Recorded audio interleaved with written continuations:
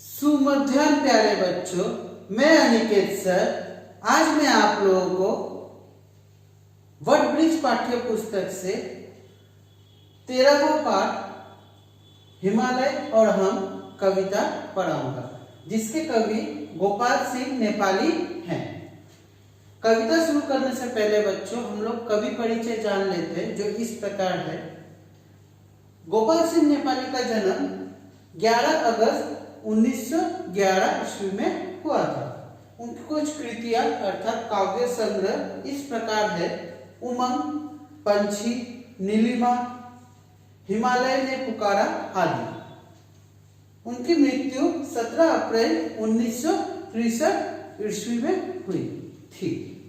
अब बच्चों आप लोग सभी वटवृक्ष पाठ्य पुस्तक का 13वां पाठ हिमालय और हम खोलेंगे और हाथ में एक पेंसिल रखिएगा, ताकि जो व्याख्या जो है मैं आप लोग को वाचन करके व्याख्या सुनाऊंगा, आप लोग कहीं लिख लेंगे ताकि आप लोग को कविता समझने में आसानी हो। हिमालय और हम, इसमें बच्चों मुख्य रूप से इस कविता में गोपाल सिंह नेपाली ने देश प्रेम के भाव को लोगों के अंदर अर्थात देशवासियों के अंदर जगाने का प्रयास किया है अपने कविता के माध्यम से, और गौरव और निडरता इन सब का भी महत्व को बताया है। और साथ ही साथ यहाँ पर मुख्य रूप से इस कविता का जो है सारांश जो इस प्रकार है कि प्रकृति जो है वो हमें प्रत्येक रूप में जीवन का सुंदर एक संदेश देती है, और अपने हिमालय रूप में हमें स्वाभिमान का, सुख दुख का और समान रूप से सुख दुख के समान रूप से महत्व देने का, और आध्यात्मिकता का, निडरता और गौरवता का पाठ पढ़ाती है। और साथ ही साथ साहस के महत्व को भी यहाँ पर जीवंत रूप यहाँ पर हिमालय के रूप में यहाँ पर दर्शाया गया है। हिमालय दर्शन पर ये कविता का भाव जो है वो हमारे हृदय में उभरते हैं। अर्थात यहाँ पर हिमालय के माध्यम से मनुष्य के भीतरी गुणों को जो है जगाने का, हिमालय के माध्यम से हर एक गुणों को, मनुष्य के अंदर भीतर ही छिपे गुणों को जगाने का प्रयास कवि ने किया है। तो कविता में बच्चों अब शुरू कर रहा हूं, आप लोग बच्चों ध्यान देंगे। गिरिराज हिमालय से भारत का कुछ ऐसा ही नाता है, इतनी ऊंची इसकी चोटी की सकल धरती का ताज यही। अर्थात कवि यही कह रहे हैं कि हिमालय से गिरिराज यहाँ पर बच्चों कहा गया, अर्थात यहाँ पर राजा का यहाँ पर उपाधि बच्चों यहाँ पर दिया गया। यहाँ पर गिरिराज अर्थात यहाँ पर सभी पर्वतों का यहाँ पर हिमालय को राजा कहा गया। उसके साथ हम भारतवासियों का कुछ ऐसा ही नाता है कि इस हिमालय पर्वत की चोटी जो है वो इतनी ऊंची है, चोटी मतलब बच्चों एकदम टॉप मोस्ट जो होता है, एकदम ऊपरी हिस्सा, इतनी ऊंची है ऐसा लगता है मानो ये संपूर्ण धरती का ताज है। ये हिमालय भारत जो है, हिमालय जो है ये पूरे भारत का अर्थात पूरे देश का शान है, गौरव है। आगे बच्चों कहा जा रहा है कि पर्वत पहाड़ से भरी धरा पर केवल पर्वत राज ही। अर्थात ये धरा जो है अर्थात धरती जो है वो पर्वतों से क्या है, भरी पड़ी हुई है, और परंतु यहाँ पर एक ही पर्वत का राजा है, वो है कौन, जो है हमारा हिमालय। आगे कहा जा रहा है बच्चों, अंबर में सिर पाताल चरण, मन इसका गंगा का बचपन, तन वरण मुख निरावरण।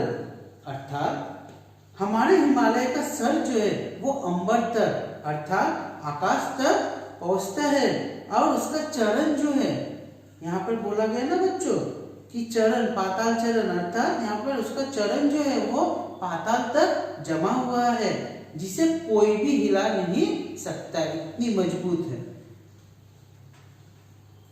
और इसका मन जो है वो क्या है बच्चों, हृदय में स्थित है। अर्थात इसका मन जो है, इसके मन में जो है अर्थात हृदय में गंगोत्री जो है वो स्थित है और हिमालय पर्वत का मुख जो है वो खुला हुआ है और सारे भारतवासियों को ये अपना समझता है। अर्थात सभी को वो अपना समझता है, कोई को वो दूर नहीं ढकेल देता है, किसी को वो पराया नहीं समझता है। आगे कहा जा रहा है बच्चों की, इसकी छाया में जो भी है वह मस्तक नहीं झुकाता है, गिरिराज हिमालय से भारत का कुछ ऐसा ही नाता है। अर्थात यहाँ आने पर कोई भी सिर जो है, अपना मस्तक जो है वो झुकाता नहीं है। और यहाँ पर हमेशा सब कोई क्यों झुकाता क्यों नहीं बच्चों, क्योंकि ये काफी ऊंचा है और हम लोग अगर देखेंगे उसे तो हम लोग सिर ऊंचा करके हमें देखना पड़ेगा, सिर झुका कर नहीं। तो यहाँ पर सब कोई को सिर ऊंचा करके हिमालय को देखना पड़ता है। यहाँ पर एक तरीके से बच्चों यहाँ पर आत्मविश्वास को यहाँ पर दिखाया गया, दर्शाया गया है और ये यहाँ पर साथ ही साथ मनुष्य का आत्मविश्वास को यहाँ पर, अपने अंदर के आत्मविश्वास को यहाँ पर जगाने का प्रयास किया गया है। फिर कहा जा रहा है कि कवि कह रहे हैं कि इस देशवासियों का हिमालय से अर्थात गिरिराज हिमालय से, पर्वतों के राजा अर्थात हिमालय जो है उसके साथ कुछ ऐसा ही नाता है। अर्थात नाता अर्थात संबंध है। आगे कहा जा रहा है बच्चों, अरुणोदय की पहली लाली इसको ही चूम बिखर जाती, फिर संध्या की अंतिम लाली इस पर ही झूम बिखर जाती। अर्थात अरुणोदय मतलब बच्चों होता है सूर्योदय के समय जो इसकी लालिमा जो है सबसे पहले हिमालय पर ही पड़ती है। अर्थात जब सूर्योदय होता है उसकी पहली किरण जो है वो सबसे पहले हिमालय पर ही पड़ती है और हिमालय को चूमकर ही वह क्या है, अपनी रोशनी को वह पूरे धरती पर बिखेर देती है। और संध्या के समय भी बच्चों जब सूर्योदय मतलब सूर्यास्त जो है वो होता है, सूर्योदय होने के पश्चात अर्थात जब संध्या के समय जब सूर्य डूबता है अर्थात सूर्यास्त जब होता है उस समय भी उसकी जो आखिरी जो लालिमा है वो भी बच्चों किसमें पड़ता है, वो हिमालय में ही वो पड़ता है और चारों तरफ जो है उसकी लालिमा जो है वो बिखर जाती है। आगे बच्चों कहा जा रहा है, इन शिखरों की माया ऐसी जैसे प्रभात संध्या वैसी। अर्थात इन शिखरों की माया जो है वो कुछ ऐसा ही है, यहाँ पर सुबह हो या फिर संध्या हो, दोनों क्या है, दोनों ही मनमोहक अर्थात मन को मोहित करने वाला बच्चों, मनमोहक और सुंदर दोनों लगता है। अमरों को फिर चिंता कैसी। अर्थात यहाँ पर क्या बोला जा रहा है कि जो लोग यहाँ पर संयम बनाए रखेंगे अर्थात सुख और दुख, अर्थात सुख और दुख के माध्यम से यहाँ पर बच्चों सुख अर्थात सूर्योदय, दुख अर्थात सूर्यास्त। सुख और दुख दोनों परिस्थितियों में जब हम अपना संयम बनाए रखेंगे उस समय जो अमर जो है, अमर को किसी बात की जो है वो चिंता नहीं होती। अर्थात जो बहादुर होते हैं उसे किसी बात की चिंता नहीं होती है, चाहे सूर्योदय हो अर्थात चाहे सुख हो या चाहे सूर्यास्त हो अर्थात दुख हो, हर परिस्थिति को वह खुलकर जीते, हर परिस्थिति को वह क्या करते हैं, घबराते नहीं है, उसको वह डटकर वो सामना करते हैं। उसे यहाँ पर कवि ने अमर कहा है, जो बहादुर होते हैं। आगे कहा जा रहा है बच्चों, इस धरती का हर लाल खुशी से उदय अस्त अपनाता है, गिरिराज हिमालय से भारत का कुछ ऐसा ही नाता है। अर्थात यहाँ पर हिमालय को यहाँ पर प्रेरणा से, इसी प्रेरणा से धरती के हर प्राणी जो है वो जीवन के जो सुख दुख यहाँ पर जो है बच्चों उसे भोगता है और साथ ही साथ भारतवासी को हमारे हिमालय के साथ यहाँ पर अर्थात यहाँ पर धरती के हर एक जो निवासी है, हर कोई, सब कोई सुख दुख को समान रूप से भोगता है अर्थात उसे जीता है। और ऐसा ही हम भारतवासियों का अर्थात हम देशवासियों का हिमालय के साथ अर्थात गिरिराज हिमालय के साथ जो पर्वतों के राजा है गिरिराज हिमालय के साथ कुछ ऐसा ही नाता है, अर्थात कुछ ऐसा ही संबंध है। आगे बच्चों यहाँ पर कहा जा रहा है कि हर संध्या को इसकी छाया सागर से लंबी होती है, हर सुबह वही फिर गंगा की चादर से लंबी होती है।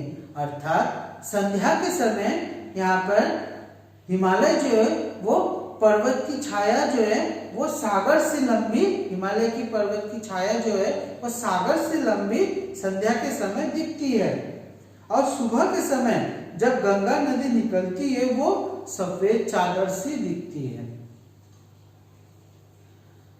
अच्छा, आगे बच्चों बोला है यहाँ पर इसकी छाया में रंग गहरा है, देश हरा प्रदेश हरा। अर्थात यहाँ पर बोला रहा है इसकी छाया में, अर्थात अगल बगल में जो है देश या शहर या घाटियां जो भी है, हिमालय पर्वत के बर्फ जो है वो जब पिघल कर इन देश प्रदेश या घाटियों में रहने वाले किसानों के खेतों को हरा भरा कर देती है, हरा भरा बना देती है, और हर तरफ पेड़ पौधे जो है वो भी हरे भरे हो जाते हैं। अतः हरा भरा से यहाँ पर संबंधित यहाँ पर उनके खुशियों की ओर किया गया। ठीक है बच्चों, हर मौसम है संदेश भरा। अर्थात यहाँ पर हर मौसम जो है वो नई फसलों का, अर्थात नए त्योहारों का संदेश लेकर हमारे पास आती है। हर मौसम जो है यहाँ पर बच्चों तक हर मौसम क्या करती है, नए त्योहार, नया यहाँ पर मुख्य रूप से फसलों के बारे में यहाँ पर हमारे पास संदेश लेकर आती है। इसका पदतल छूने वाला वेदों की गाथा गाता है। अर्थात यहाँ पर एक बार जो हिमालय में आ जाता है, अर्थात एक बार जो इसके चरण को छू लेता है, वो वेदों पुराणों का गुण गाथा, अर्थात संस्कृति सभ्यता के बारे में यहाँ पर बच्चों कहा गया है, भारत की देश की, इसके बिना वो नहीं रह पाता है। एक बार जो इसके चरण को स्पर्श अर्थात छू लेता है। आज बच्चों हम लोग यही तक रखते हैं। अगली कक्षा में बच्चों हम लोग शेष बचा हुआ अंश जो है उसका हम लोग अध्ययन करेंगे। धन्यवाद।